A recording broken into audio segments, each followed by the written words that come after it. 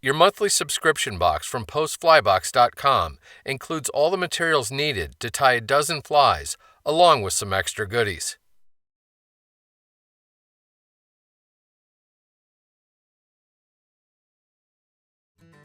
This is a high-vis Klinkhammer Midge named after its originator, Hans von Klinken. Although it's rather small, its bright post and thread wraps above the hackle make it quite visible on the water's surface, while the body hanging below looks remarkably realistic. The fly starts with a size 16 or 18 curved shank hook. After getting the hook firmly secured in the jaws of your tying vise, load a bobbin with a fluorescent chartreuse tying thread. Get the thread started on the hook shank behind the eye, and after taking a few wraps rearward, snip off the excess tag. Continue taking rearward wraps until your thread hangs at about the hook point. With the white and orange Z-line held together, snip an 1.5 inch long segment of both free. Separate each segment into two lengthwise, then pick up and combine one of the orange segments and one of the white. While holding the very end of the segments in the fingertips of your left hand, place them on top of the hook shank and begin taking rearward thread wraps to secure them. Without letting go, pull the Z-line up and back and snip it off at a shallow angle. Take forward thread wraps until the Z-line is bound down to the top of the hook shank, a full 2 eye lengths back from the back edge of the hook eye. Then take a couple of wraps in front of the material. Pull the strands up to vertical and give them a really good clockwise twist as if you're looking down on them. Then fold them over to create a twisted or furled wing post. While maintaining your grip on the post, take nice tight thread wraps to anchor the forward pointing portion of the material. Once it's bound down really well, you can let go of the post and pull slightly up on the forward pointing material. Using the angled hook eye as a guide, snip the material off close. Take a few thread wraps between the eye and the post to clean up the area, then relocate your tying thread once again back to where it hangs at about the hook point. Snip an 1.5 inch long segment of the silver wire free from the coil. Place one end of the wire against the near side of the hook at the location of your tying thread and take rearward wraps securing it to the hook well down into the bend.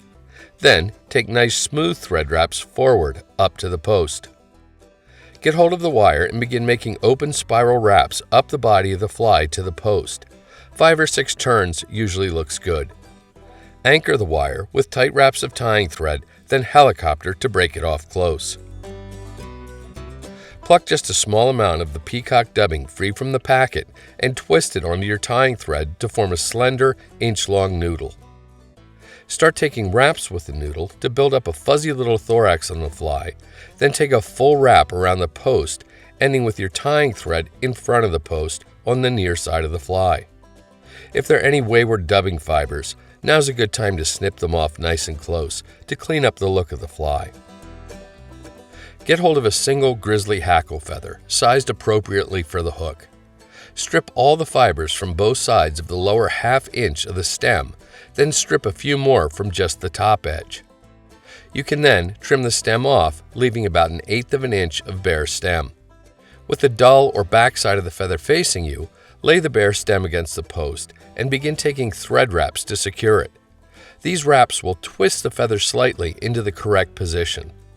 After wrapping about 1/4 inch up the post, wrap all the way back down to the body of the fly, and once again leave your thread on the near side of the hook in front of the post.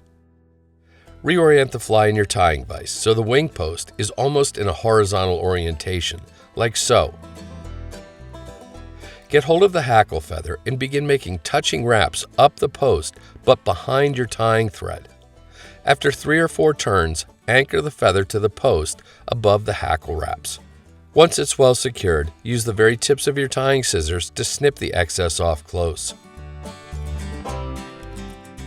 Pick up your whip finish tool and use it to do a 3 or 4 turn whip finish on the post above the hackle wraps. Be sure to seat the knot really well, then carefully snip the excess off close. You can now reorient the fly back to its normal position in your tying vise, like so.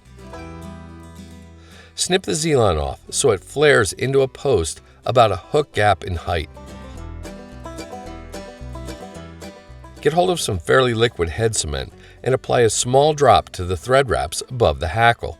This will sink down the post and lock the hackle wraps to it, making for an exceptionally durable fly. And that's the Klinkhammer Midge.